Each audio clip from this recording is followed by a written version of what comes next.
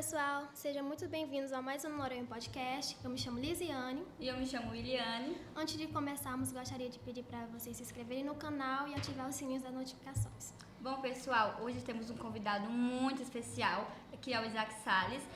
Obrigado por ter aceito o nosso convite para mais um episódio do nosso podcast. Olá pessoal, boa tarde. Eu que agradeço a participação de vocês e fico muito feliz de estar aqui. Para mim é uma honra de participar desse momento desse podcast. Já são 78 edições e eu fico feliz de fazer parte desse número tão grande e parabenizar vocês que mesmo jovens ainda, começando a carreira e estão desenvolvendo um trabalho belíssimo e que tem contribuído muito com a nossa sociedade, trazendo pessoas que, segundo eu li, são inspirações, e eu fico muito feliz de me considerar uma inspiração ou uma situação dessa nesse momento aqui tão especial. Pois é, a gente sabe que você vem de uma família humilde e cresceu participando do sustento dela. Conta pra gente, como foi a sua infância e como essa fase marcou a sua trajetória? Lisiane, eu fico muito feliz de estar aqui mais uma vez. E desde 12, 11 anos que eu trabalho. Eu já tenho 47 anos, já estou aqui com a barba branca. E desde novinho que eu trabalho, A primeira experiência minha foi de vender pastel na rua, Posso até compartilhar aqui com vocês a prova, e eu trouxe ela aqui, Só tirar aqui o clipezinho. Tudo aqui é ao vivo, E está aqui. Tá em 1990, mas é 1980. Eu já achei essa gravação e me achei na gravação também. Em 1980, vendendo pastel na rua. E fico muito feliz, minha trajetória foi essa. E já ajudando aos meus pais a vender. E não podia voltar com os pastéis de volta. Eu tinha que vender, dar um jeito de resolver todo aquele trabalho naquele dia. E depois comecei a trabalhar vendendo frango, ali no mercado, ali naquela caixa d'água ali em cima, ali perto do hospital. E então assim foi a minha trajetória, desde muito novo vendendo ou trabalhando ou ajudando os meus pais no sustento da casa. Desde muito cedo, já trabalhando com algumas coisas diferentes, como você já explicou, mostrando as fotos, que é uma lembrança muito... Ou a gente olha para o senhor estar num patamar muito mais alto que antigamente, Podemos olhar para trás e pensar, nossa, foi muito gratificante pelo que passou. Sim, a gente quando está numa situação que, como você falou, estamos hoje eu estou como diretor do hospital, mas essa foi a minha realidade, de bem cedo trabalhar e contribuir com meus pais. Eu acredito que o caráter, o desenvolvimento que eu tenho hoje foi graças a essa situação de tão novo, assim como vocês, adolescentes aqui, trabalharem já ajudando a sua família. Como o senhor falou que é diretor do hospital hoje em dia, como foi esse processo até chegar à direção? Há 28 anos atrás, eu era office boy de uma farmácia no município de Parambu e fui fazer uma entrega no hospital, Eu fui fazer uma entrega de uma compra no hospital e lá eu recebi o convite para trabalhar, Eu fui fazer a entrega e quando entreguei a medicação, eu fui convidado pela diretora daquela época a participar e trabalhar no hospital.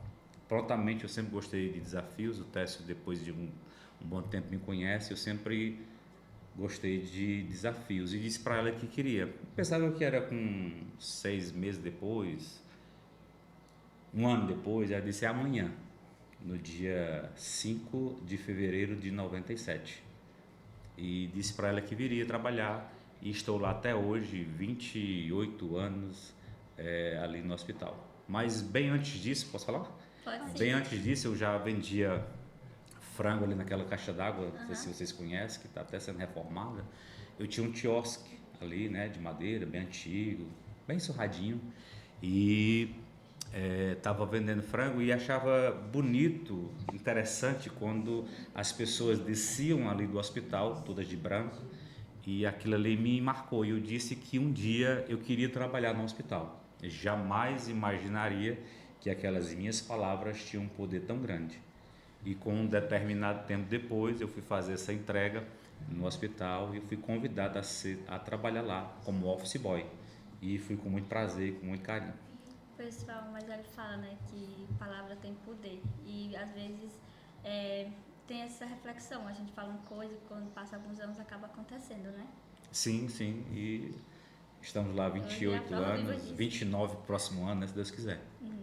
Pois é, e que aprendizados essa experiência trouxe para você, tanto pessoal como profissionalmente?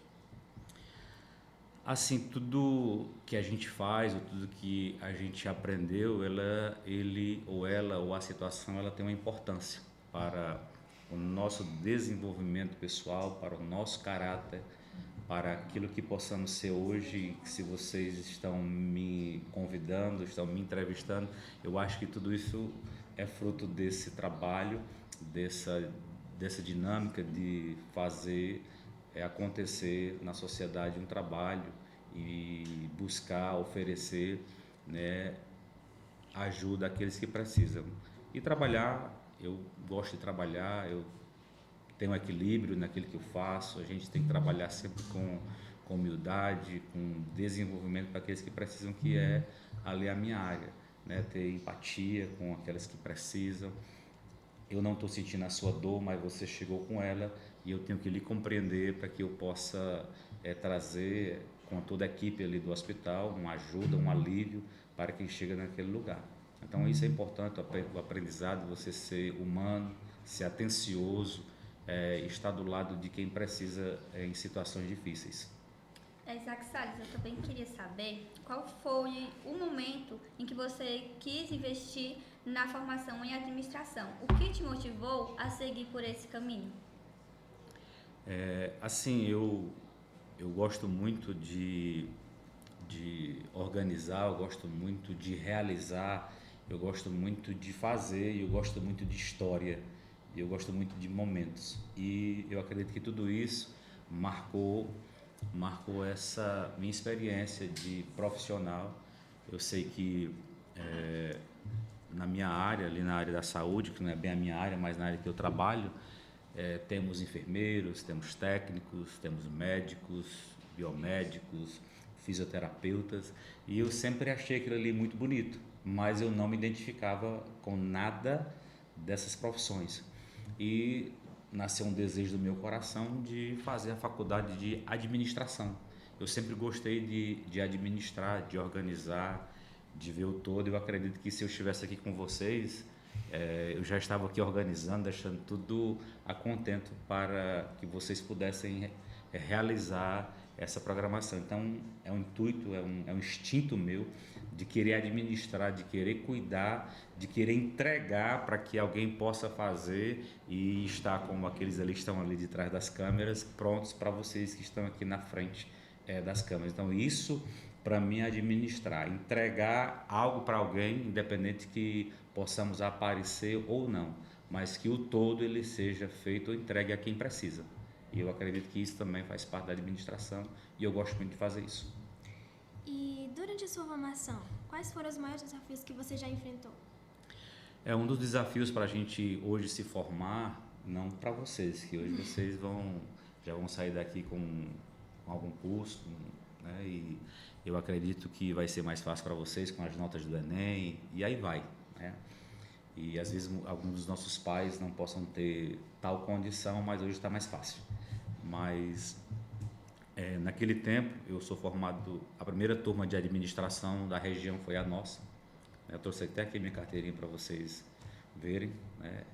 E foi a nossa primeira turma de administração e não tinha, e ficava aquela desconfiança se as faculdades que viriam para uma cidade tão simples como a nossa, se realmente ia oferecer um curso técnico ou profissional que pudesse nos dar uma profissão digna e pudesse nos dar um conselho de verdade, né, para isso.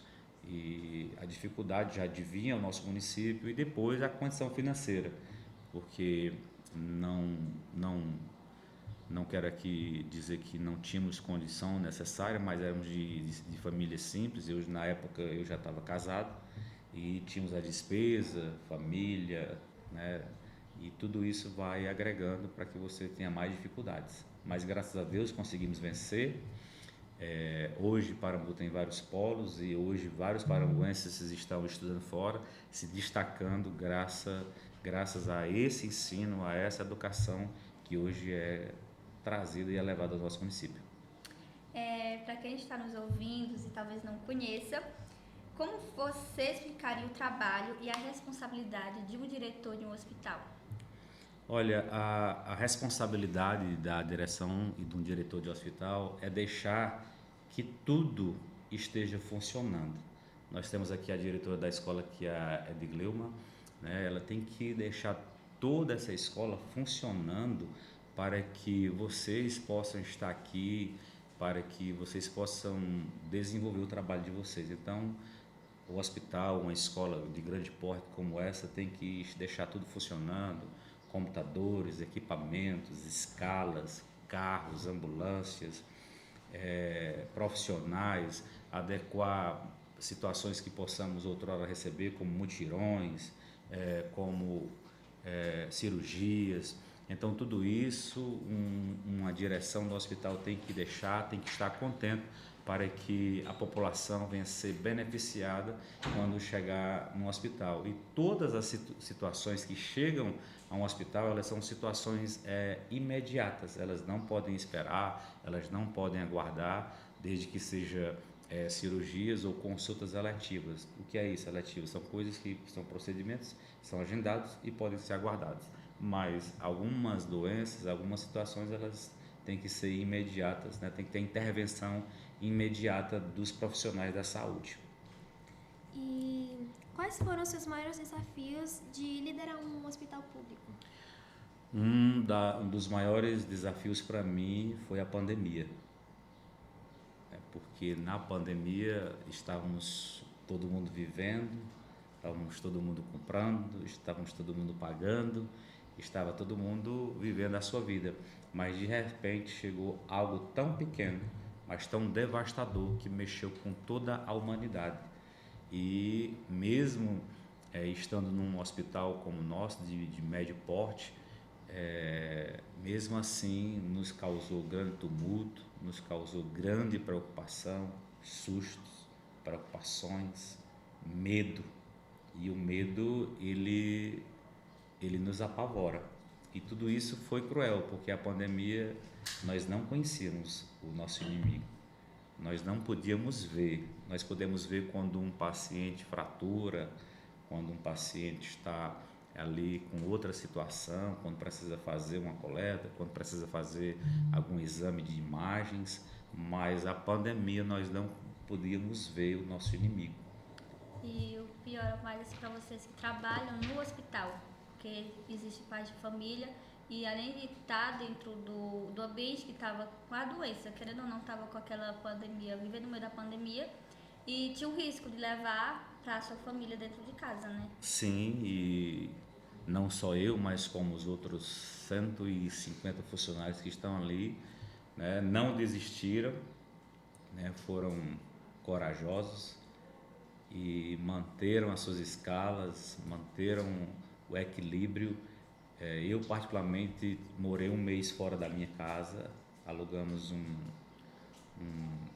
na verdade eu ganhei, né, de uma parenta, de uma amiga, de uma prima, ali um apartamentozinho, morei quase um mês ali naquele pico mais alto até a gente poder voltar para casa. Eu só ia na porta pegar as roupas e levava aquelas roupas também para que fossem lavadas, desinfectadas para poder voltar para o trabalho. Mas foram situações difíceis, foram momentos de pânicos, foram momentos cruéis para quem estava vivenciando ali.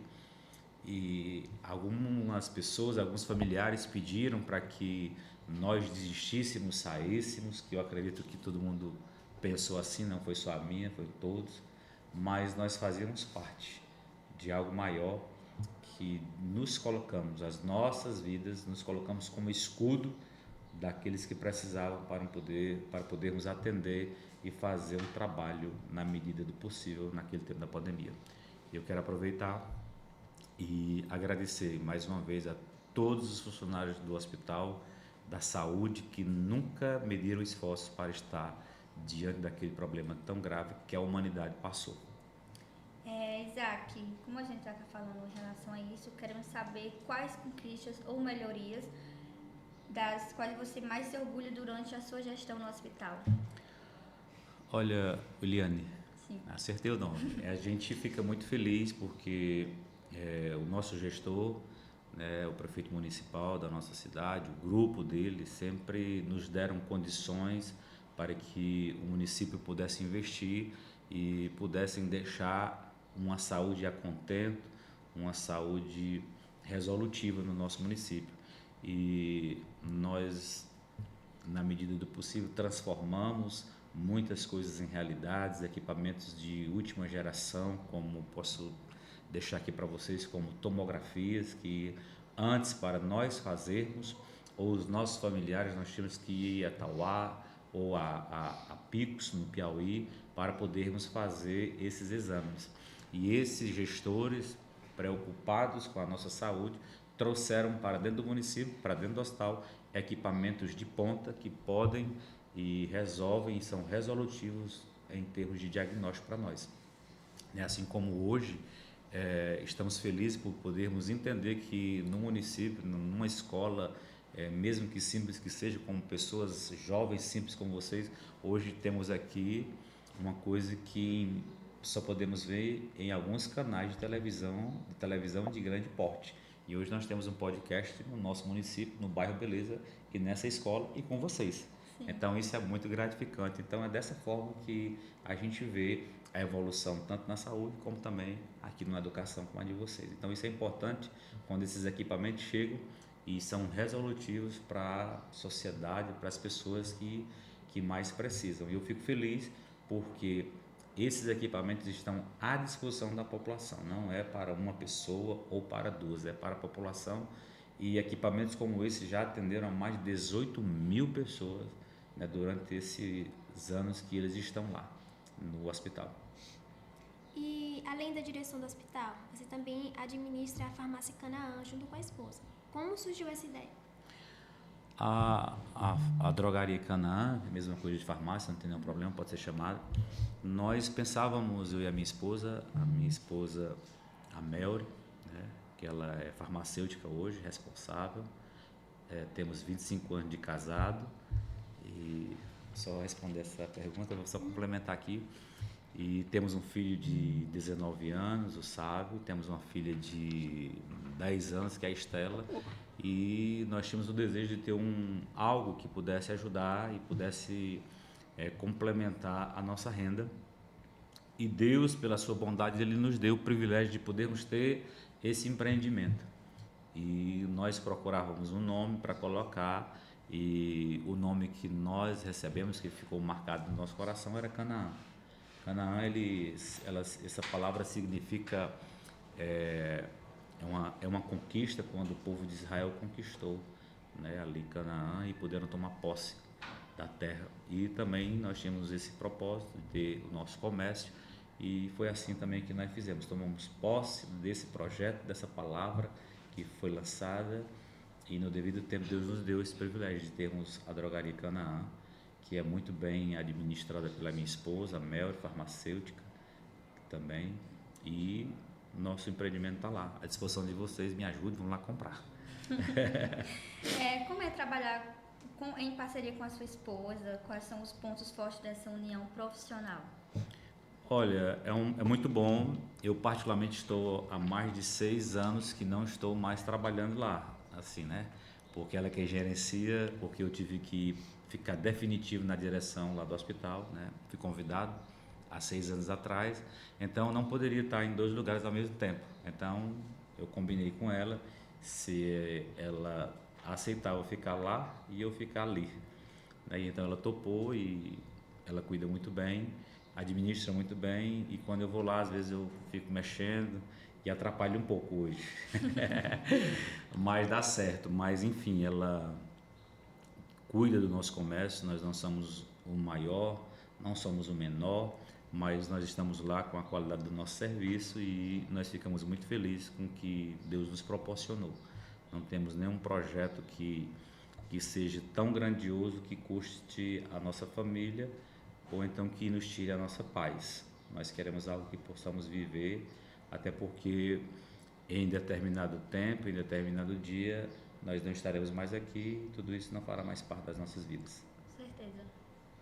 E, Isaac, para encerrar, qual conselho você daria ao nosso público, especialmente para aqueles que sonham em crescer na vida, mas enfrentam dificuldades no caminho?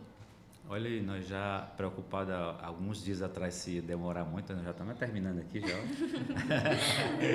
Vamos ir compridar esse podcast, brincadeira. Olha, eu quero dizer a vocês que estão nos ouvindo, estão nos vendo, que a determinação ela é algo primordial quando nós queremos fazer algo.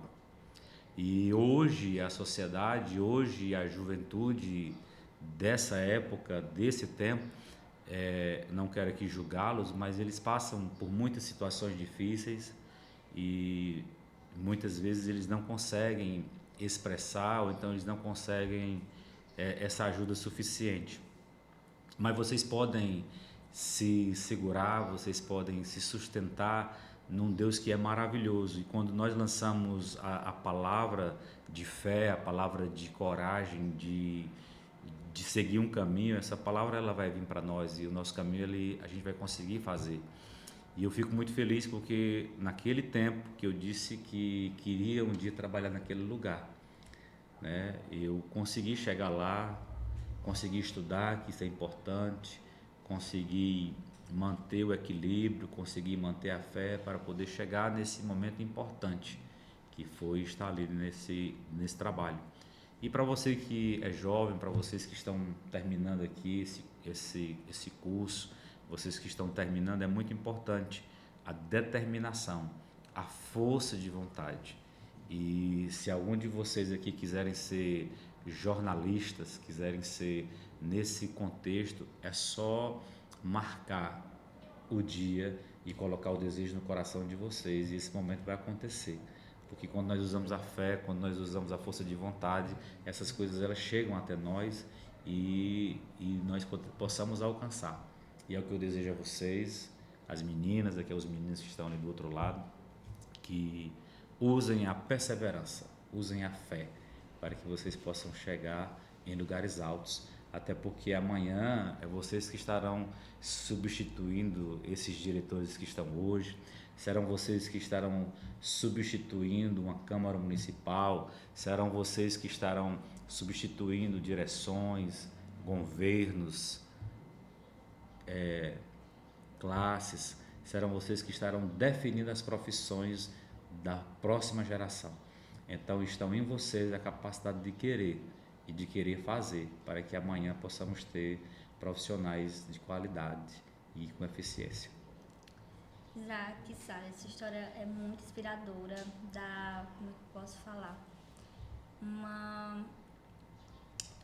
Fugiu a palavra. De uma forma que inspira as pessoas, inspira a pessoa que escuta a sua história, que mesmo enfrentando vários desafios, o Senhor não desistiu da sua trajetória. E é uma forma que, se olhar para trás, por tudo que já passou, hoje em dia o Senhor é grato por tudo que passou, por estar no patamar que está hoje, né? O senhor quer falar mais alguma coisa? Eu que agradeço a vocês, agradecer aqui ao Técio, costumo chamar ele de Levi. Nós temos uma história também muito, muito longa, muito grande. Tomamos rumos diferentes, ele foi para a educação, eu fui para a saúde. Eu fui até padrinho do casamento dele. Eu quero agradecer a ele e a vocês. E assim, eu fico muito feliz por vocês me chamarem, me convidarem, saber que as minhas palavras podem ajudar alguém. Assim como eu fui ajudado, como alguém acreditou em mim, eu acredito que também possamos acreditar e possamos ajudar também alguém. Né? E aquilo que quando nós plantamos com vontade, aquilo que nós plantamos, nós vamos colher amanhã. E eu acredito que hoje eu estou colhendo esse momento aqui com vocês também. Eu quero agradecer a sua participação. O senhor é um exemplo de um homem, um exemplo de profissional. Infelizmente, o nosso podcast está chegando ao fim, gente. E antes de terminar, não se esqueça de se inscrever no nosso canal, seguir as nossas redes sociais, como Instagram e TikTok, e estamos no Spotify e na Amazon Music também. É isso, pessoal. Tchau. Tchau. Tchau.